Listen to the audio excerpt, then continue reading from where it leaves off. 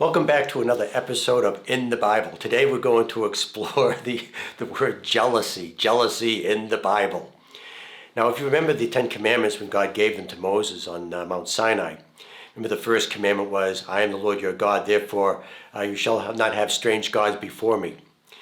And God explains the reason why, because God is a jealous God. If you start worshiping other gods, God will become jealous.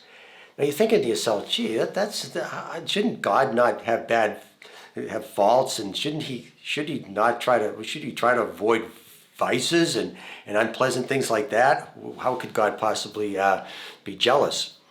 Well, we always think of jealousy as when we get frustrated or angry, or sometimes we get some negative feeling when somebody else has something better than we do.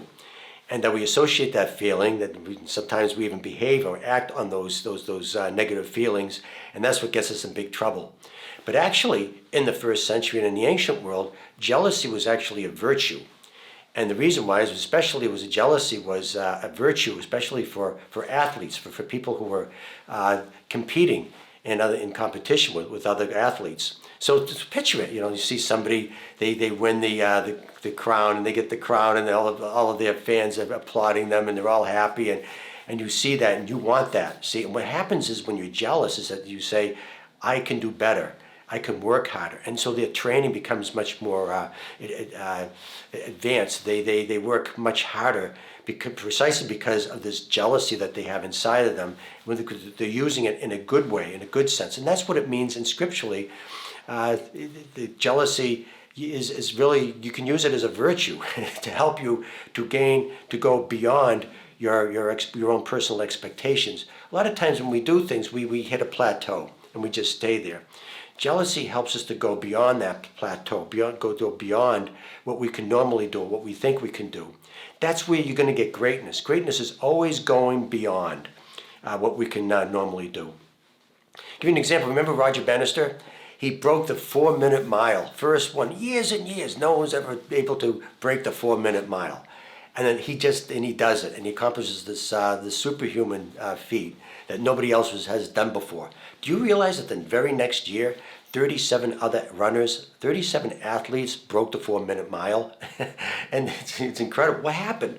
Did it just happen to be that our diets are better at that point, or our muscle structure, or something was going on? No, it was human attitude. We knew that we could do it.